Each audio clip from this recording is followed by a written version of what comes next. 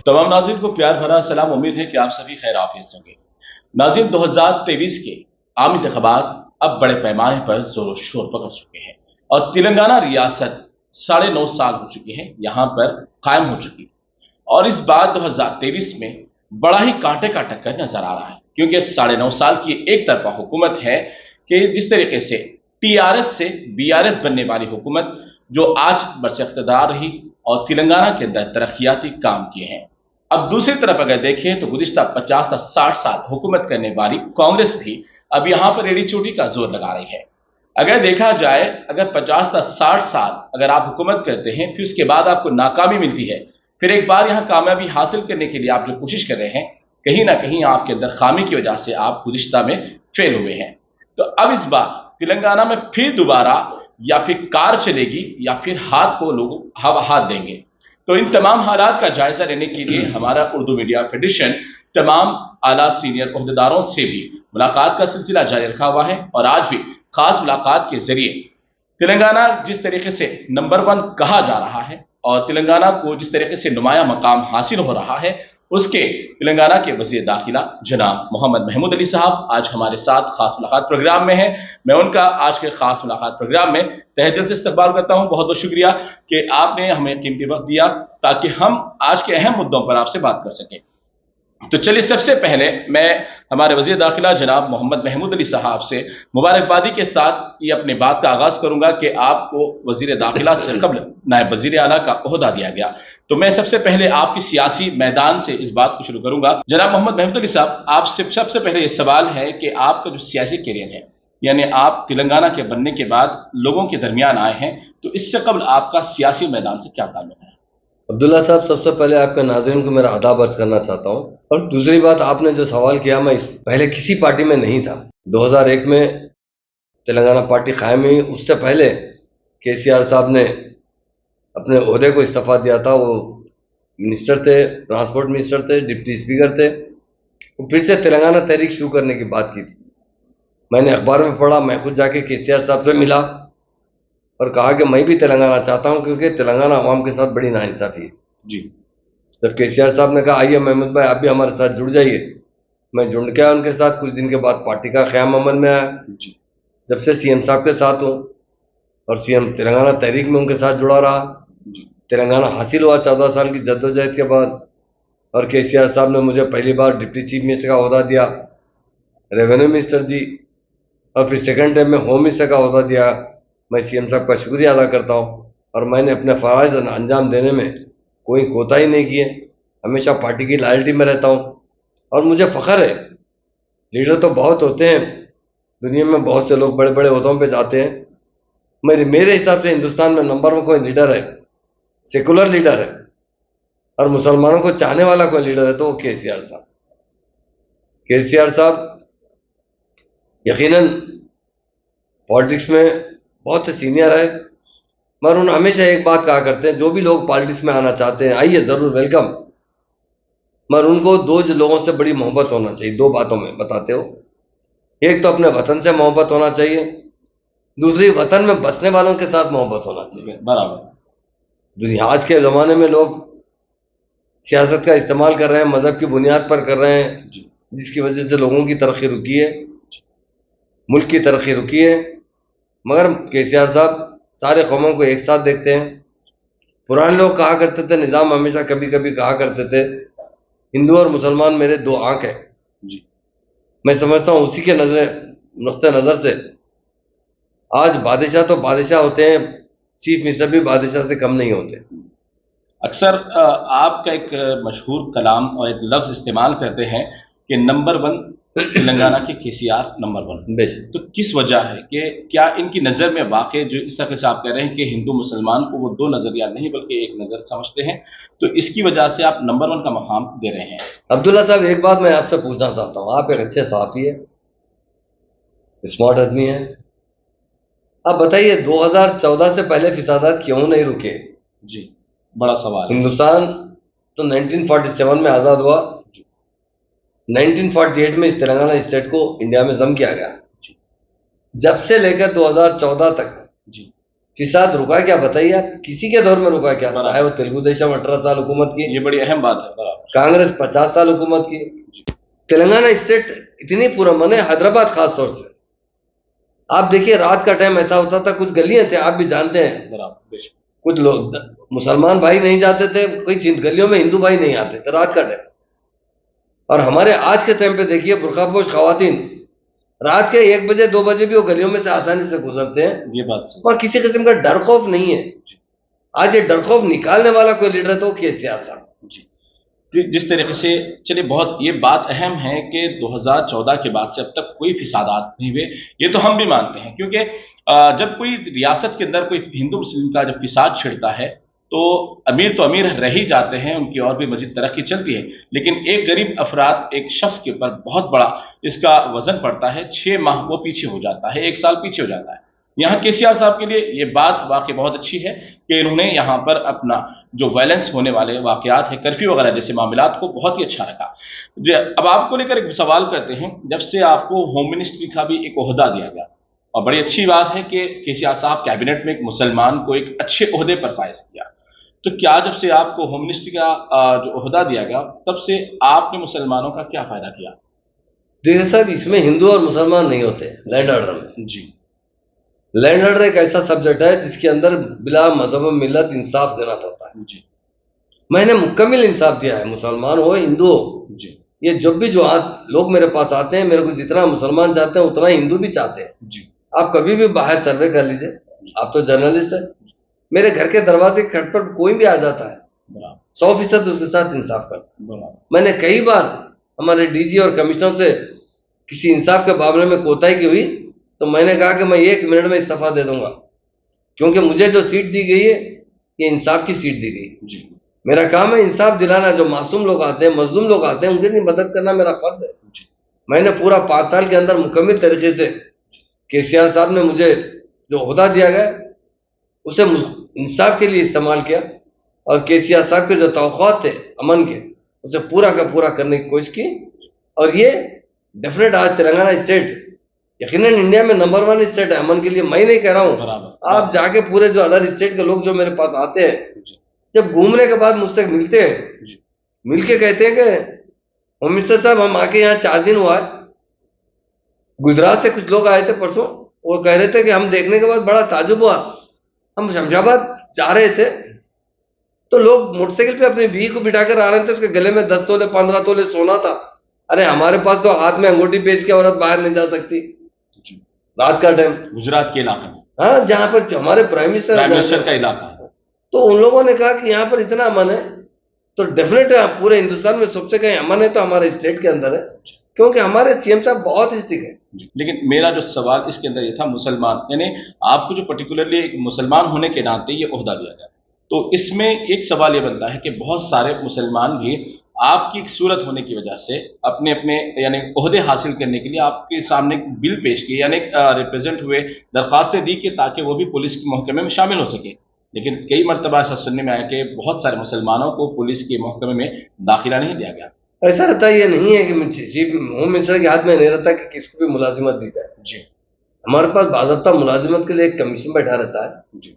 वो एग्जाम्स लेते हैं, उसके लिए अच्छे तरीके से आप एग्जाम जो पास करते हैं, जैसा पुलिस में परसों 17,000 लोगों का अपॉइंट किया गया, उसके लिए रिक्रूटमेंट बोर्ड है हमारे पास।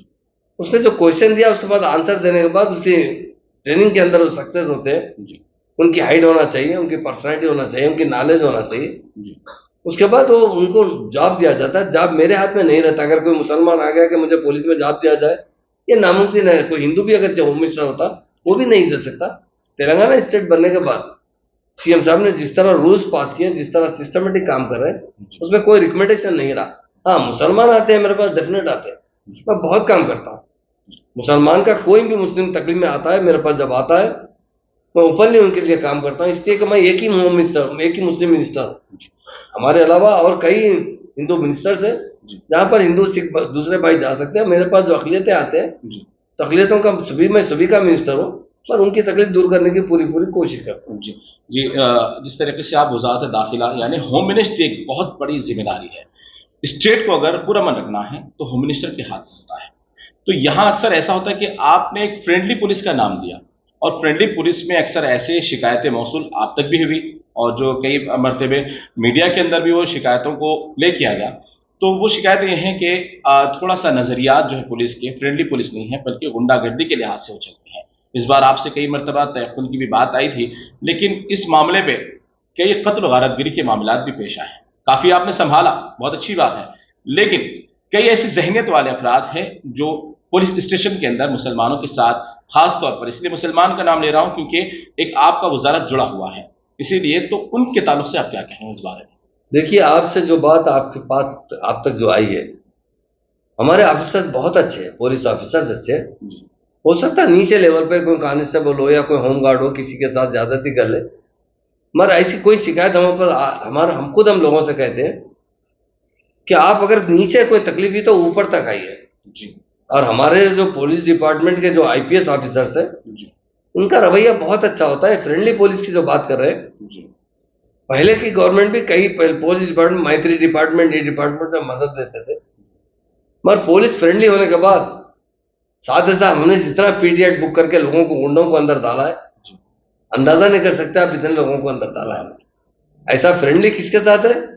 जो जेंटलमैन उसके साथ फ्रेंडली है। अच्छा, जो रौडी के साथ फ्रेंडली कहाँ रह सकती बताइए? उन्हें तो सख्त से सख्त सजा देना चाहते हैं। व्हाइट कॉलर वाले के साथ फ्रेंडली, डेफिनेट व्हाइट कॉलर के साथ है। जो आदमी व्हाइट कॉलर है वो चाकू नहीं चला सकता, झगड़ा नहीं कर सकता, गाली नहीं दे सकता, उसके लिए फ्रेंडली पुलिस है। और दूसरे लोगों के लिए फ्रेंडली नहीं है पुलिस। हाँ, अगर कोई अच्छा होना चाहता है, एक आदमी बुरा था मगर आज के बाद जेल को जाके आने के बाद उसे अच्छी जिंदगी गुजारना चाहता, डेफिनेट उसको पुलिस जो है एक सपोर्ट करती है कि सिविल मैन बन के जिंदगी गुजारे। पर पुलिस कभी भी इन बदमाशों के साथ फ्रेंडली नहीं रहती है। ये लोग कहते हैं, मीडिया वाले कुछ कह देते हैं, मगर पुलिस के दिल में जो रहता है, ऐसे लोगों को कुचल दिया जाता है जो मासूम अवाम पे जुल्म करते हैं। एक अहम सवाल, कल एक पेपर में एक बहुत बड़ा मसला उठाया गया कि केसीआर आने वाले वक्त में जब इक़्तिदार में आ जाएंगे तो दीनी मदारिस को अभी से नोटिस जारी कर दी गई और आने वाले वक्त 2024 में आज़ान की पाबंदी भी लगाई जाएगी। तो क्या यह हकीकत है या ऐसी कोई जिम्मेदारी आप ले सकते हैं? साहब, ये मैं आपसे पूछता हूँ अब्दुल्ला साहब, ये इस बात मुमकिन हो सकती क्या? मैं आपसे एक बात बताता हूँ, आज की नहीं बताता हूँ, 20 साल पुरानी बात बताता हूँ जी। जब केसीआर साहब मूवमेंट में काम करते थे, मूवमेंट चलाते थे, हमेशा अपनी तकरीर में एक बात कहा करते थे कि हमारे घर में एक रूम हुआ करता था।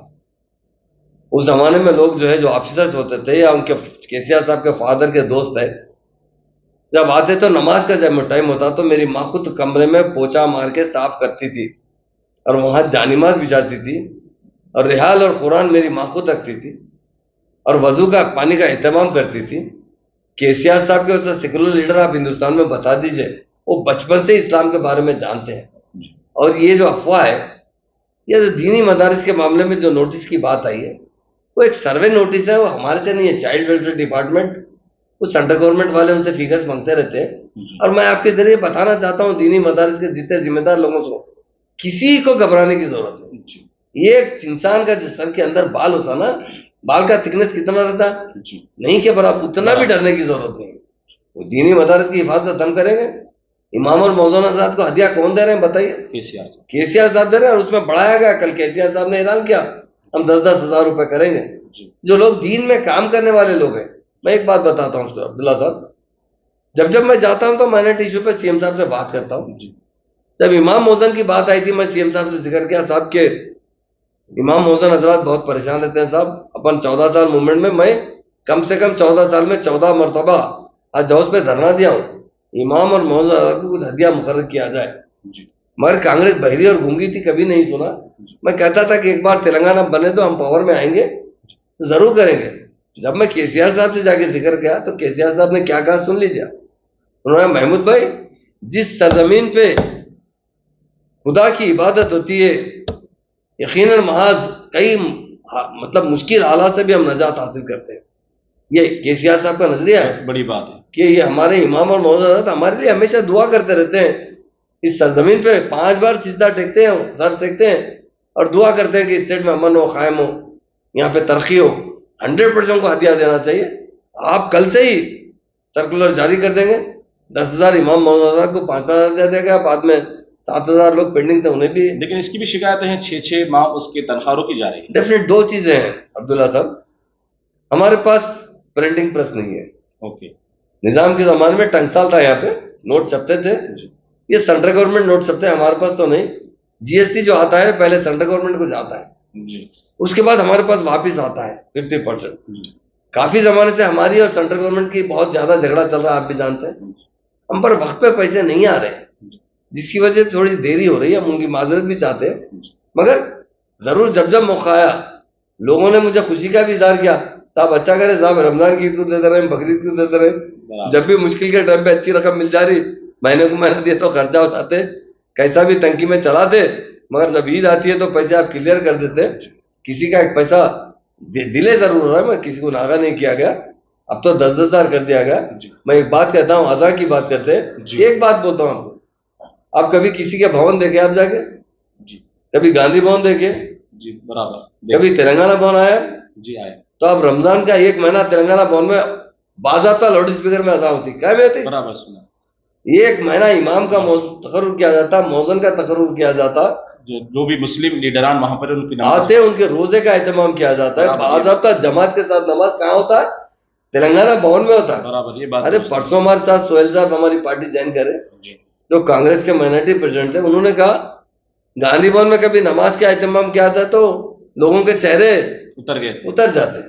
तो आज हमारे पास तो सीएम साहब की तरफ से इफ्तार का एहतमाम किया जाता, इमाम का तकर्रुर किया था, मौजन का, और बाज़ाब्ता माइक के अंदर आजान दी जाती है तेलंगाना भवन के अंदर। तो मैं मुस्लिम भाइयों को एक बात का तयकीन देना चाहता हूँ आपके जरिए, हम कभी भी, हमारी पार्टी हो या हमारे सीएम साहब हो, ऐसा मुसलमान भाई कभी सोच भी नहीं सकते हमारी गर्दन कट जाएगी, पर हजार रुकने वाली नहीं है। बड़ी बात है। यानी जो नाज़रीन को तजस्सुस अभी ये जहन में डाला गया कि आने वाले वक्त 2024 में आज़ान पर पाबंदी लगाई जाएगी और इस तरीके से दीनी मदारिस पर बैन लगाया जाएगा नोटिसों के जरिए, लेकिन ये बात वाज़ेह हो गई है कि गर्दन कटेगी मगर आज़ान लाउड स्पीकर पर कभी नहीं होगी। बड़ी अच्छी बात है तेलंगाना के तमाम मुसलमानों के लिए और आलम इस्लाम के मुसलमानों के लिए बहुत अच्छी बात है। चलो एक और दीनी मदारिस को लेकर जब बात उठी है तो एक अहम सवाल है कि हिंदुस्तान की मायनाज एक अजीम दीनी दरसगाह है जामे निज़ामिया। जामे निज़ामिया में केसीआर से अपने साहब ने अपनी तरफ से जो भी एक हदियतन एक ऑडिटोरियम का वहां पर इमारत को तामीर किया है, क्या इस तरीके से मुसलमानों की जब वोट की बात आ रही है तो उलमाए किराम और जो भी अकाबरीन हैं उनका बहुत बड़ा सपोर्ट आपकी पार्टी को मिल रहा है, तो क्या जामे निज़ामिया की जैसी अजीम दीनी दरसगाह है उसके लिए केसीआर साहब, क्योंकि वहां पर हजारों मुसलमान लाखों मुसलमान अब तक पढ़ के निकले हैं, तो क्या उसके अंदर कोई डेवलपमेंट या कुछ और तरह के काम होंगे? अब्दुल्ला साहब मैं आपसे एक बात पूछना चाहता हूँ जी, हिंदुस्तान आजाद होकर 75-77 साल हो चुके हैं जी, कोई चीफ मिनिस्टर जामे निज़ामिया का दौरा किया क्या? आप बताइए। नहीं किया। बराबर। हमारे चीफ मिनिस्टर से पहले चीफ मिनिस्टर जो जामे निज़ामिया का दौरा करे, मैं खुद उनके साथ था जी। जामे निज़ामिया देखने के बाद सीएम साहब ने कहा आपके पास कोई ऑडिटोरियम नहीं है जी। खलील साहब ने किया, सही नहीं है साहब, अगर बन गया तो बेहतर है। बराबर। सीएम साहब ने उसी को ऐलान किया जितना खर्चा हो बराबर मेरी तरफ से, हुकूमत की तरफ से ऑडिटोरियम बनाया जाएगा जी। अब्दुल्ला साहब 14 करोड़ 60 लाख रुपए खर्चे से ऑडिटोरियम बनाएगा। बड़ी बात है। आप मामूली बात है क्या? बताइए। बड़ी बात, यकीनन बहुत बड़ा मदरसा है वो, जो अनवरुल्लाह साहब उसके बानी है, उन्होंने दुनिया की तालीम भी दी, अनवरुल कॉलेज भी उन्होंने कायम किया, जामे निज़ामिया भी उन्होंने कायम किया, डेफिनेट उसका एहतराम करते हैं। बाज़ाब्ता वहाँ जो बच्चे पास, आप देखिए वहाँ मॉडर्न एजुकेशन भी दिया जा रहा है, उन बच्चों को आलिम फाजिल का जो कोर्स है उसको इंटरमीडिएट की डिग्री दी जा रही है, ये देने वाले को ये तो केसीआर साहब है। तो डेफिनेट मैं आपसे बताता हूँ, हम उलमाओं का बड़ा एहतराम करते हैं, हम तो मामूली इंसान हैं, उनके जो पाँव में चप्पल के नीचे जो धूल रहती ना उसके बराबर है हम आज आपके सामने नहीं कह रहे हैं। जब मुझे नरगुंडे में रात का मुकाबला हुआ जी, खारी हजरात आए थे पूरे हिंदुस्तान के जी, मैंने कहा अब वो अहम शख्सियतें हैं जो कुरान को अपने दिल में रखते हैं। बड़ी बात। एक बार का वाकया सुनाता हूँ आपको। एक बार सीएम साहब से किसी ने कहा साहब डेनमार्क में कुरानों को जलाया जा रहा है जी। सीएम साहब ने कहा वो बेवकूफ इंसान है जी, अरे कुरान कब खत्म होगी मालूम? जलाने से खत्म नहीं होगी, जिस दिन क़यामत आएगा उस दिन कुरान खत्म होगी। सीएम साहब के अल्फाज है। केसीआर साहब के जो अल्फाज है, उन्हें जो दीनी मालूमात है बहुत अच्छे मालूमात है। जब सीएम साहब ने गुस्से से कहा कि कुरान जलाने वाला बेवकूफ है जी, कुरान जलने से जलती है, कुरान तो जब खत्म होगी जब क़यामत आएगी। बेशक सही, कुरान तो दिलों में है बेशक, इसलिए हम भी यही बंदे किसी को 56 इंच की सीने की जरूरत नहीं है, 6 इंच का जो दिल है ना बराबर वो साफ नरम होना चाहिए, वो केसीआर साहब की तरह होना चाहिए।